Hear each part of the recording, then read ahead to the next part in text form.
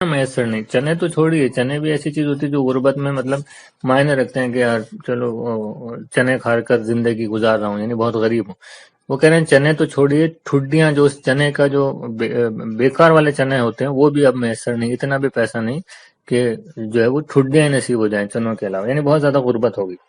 تو اب دمڑی کی ٹھڈیاں میسر نہیں جو چبا کر پانی پیوں, 2-3 فاقے کڑاکے کے کھینچے. فاقے بھوکا رہنا, تاب بھوک کی نہ لا سکا, اور جب بھوک اتنی زیادہ لگنے لگی 2-3 دن بعد کہ اس کی تاب نہ لا سکا. تاب نہ لانا یعنی ایک محاورہ ہے, یعنی برداشت نہ کر پانا.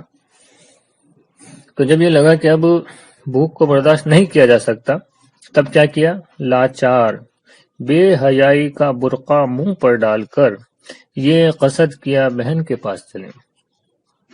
تب لاچار ہو کر, بھوک کی تکلیف برداشت نہ کر پانے کی وجہ سے لاچار ہو کر, مجبور ہو کر, بے حیائی کا برقع. برقع آپ جانتے ہیں جو عورتیں, مسلم عورتیں پہنتی ہیں اپنے آپ کو ڈھانپنے کے لیے, چھپانے کے لیے. تو یہ ایک مثال کے طور پر استعمال کیا کہ بے حیائی کا برقع اوڑھ کر, یعنی بے حیائی کے ساتھ, بے شرمی کے ساتھ, کیونکہ بہن کے گھر جانا اور بہن سے کچھ مانگنا, بہن کے گھر رہنا, یہ ہمارے ہندوستانی تہذیب میں اچھا نہیں سمجھا جاتا. لیکن اب مجبوری اتنی ہو گئی تو وہ بے حیا بن کر, بے شرم بن کر یہ طے کیا, قصد کیا.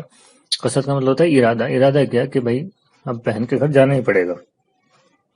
لیکن یہ شرم دل میں آتی تھی کہ قبلہ گاہ کی وفات کے بعد, قبلہ گاہ یعنی والد, یہ شرم دل میں آتی تھی کہ والد کی وفات کے بعد نہ بہن سے کچھ سلوک کیا, نہ خالی خط لکھا, بلکہ اس نے 2-1 خط خطوط ماتم پرسی اور اشتیاق کے جو لکھے ان کا بھی جواب اس خواب خرگوش میں نہ بھیجا.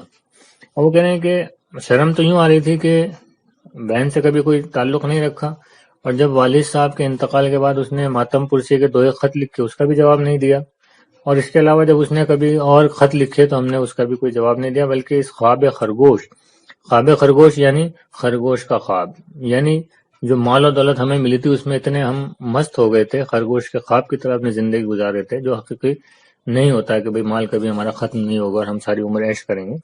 تو وہ جو خرگوش کا خواب تھا, خواب خرگوش ایک مثال ہے. تو اس خواب خرگوش کے دمب میں, اس کے جوش میں, اس کی رو میں ہم نے اس کو کبھی بہن کے خطوں کا بھی جواب نہیں دیا. تو اب کس منہ سے ہم وہاں جائیں, تو اس لیے شرم آ رہی.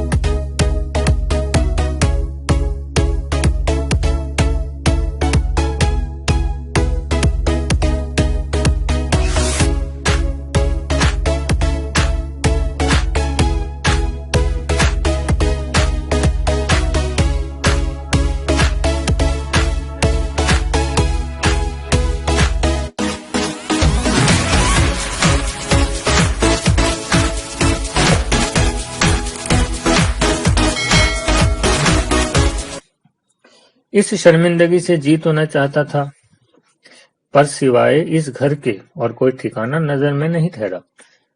اب اور کوئی راستہ بھی نہیں تھا, کس کے گھر جائیں بہن کے علاوہ. اس لیے جوں توں پا پیادہ, جوں توں جیسے تیسے, پا پیادہ پیدل پیدل, پیادہ یعنی پیدل, پا پیادہ خالی ہاتھ گرتا پڑتا 1000 محنت سے کئی منزلیں کاٹ کر ہمشیر کے شہر میں جا کر اس کے مکان پر پہنچا. ہمشیر بہن, ہمشیر کا مطلب بہن. ہمشیر اس لیے کہتے ہیں, شیر کا مطلب ہوتا ہے دودھ, ہم کا مطلب ساتھ پینا, دودھ ساتھ پینا, یعنی وہ شخص جو جس نے ایک ساتھ دودھ پیا ہو. تو اب کیونکہ دونوں نے اپنی ماں کا دودھ پیا, انہوں نے بھی اسی ماں کا دودھ پیا جس ماں کا دودھ اس کی بہن نے پیا, تو اس لیے ہم شیر بھی کہتے ہیں اس کو. شیر کا مطلب ہوتا ہے دودھ. وہ ماں جائی میرا یہ حال دیکھ کر بلائیں لے اور گلے مل کر بہت روئی. تیل مالش اور کالے ٹکے مجھ پر سے صدقے کیے. کہنے لگی اگرچہ ملاقات سے دل بہت خوش ہوا, لیکن بھیا تیری یہ کیا صورت بنی. اس کا جواب میں کچھ نہ دے سکا. آنکھوں میں آنسو ڈب ڈبا کر چپکا ہو رہا. بہن نے جلدی خاصی پوشاک سلوا کر حمام میں بھیجا حمام یعنی باتھ روم. ایک نئی پوشاک سلوا کر دی اور پھر نہانے کے لیے مجھے بھیجا کہ جاؤ یہ پوشاک بدل کر آؤ. نہا دھو کر وہ کپڑے پہنے، ایک مکان اپنے پاس بہت اچھا. تکلف کا یعنی ایک ہوتا ہے سادہ جس میں ٹھیک ہے نارمل زندگی کی چیز، تکلف کا ان میں بہترین انتظامات ہو. تکلف کا میرے رہنے کو مقرر کیا، مقرر یعنی فکس کیا، نردھارت کیا، اپنے گھر کے پاس ایک مکان دیا کہ یہاں رہو. صبح کو شربت اور لوزیات حلوہ یعنی بادام کا حلوہ، سوہن پستہ، مغزی ناشتے. مغز سے بنائے لفظ مغز کہتے ہیں کسی چیز کے اندر سے جو نکلتی، بیج کے اندر سے جو چیز نکلتی، جیسے ہمارے سر کے اندر جو کھوپڑی، اس کھوپڑی کے اندر جو ہمارا بھیجا ہے اس کو بھی مغز کہا جاتا ہے. تو آپ نے دیکھا ہوگا کہ جیسے بادام کو جب ہم توڑتے ہیں تو اس کے اندر بادام کے چھلکوں کو جب توڑا جاتا ہے تو اندر سے بادام نکلتا ہے، تو یہ بھی مغز ہے. اسی طرح سے آپ نے دیکھا ہوگا کہ خربوزے، تربوز کے جو بیج ہوتے ہیں، لوکی کے جو بیج ہوتے ہیں، اگر ان کو سکھا لیا جائے تو اس کے اندر سے جو وائٹ گودا نکلتا ہے، وائٹ سافٹ بیج، اس کو مغز کہتے ہیں. تو یہ طاقتور ہوتے ہیں، تو ان کو ہم کہتے ہیں مغز. تو مغزی ناشتے، تو وہ مغز ملا کر بہت ساری چیزیں کچھ بنا کے کھلائی جاتی ہوں گی، تو وہ چیزیں. اور تیسرے پہر میوے خشک و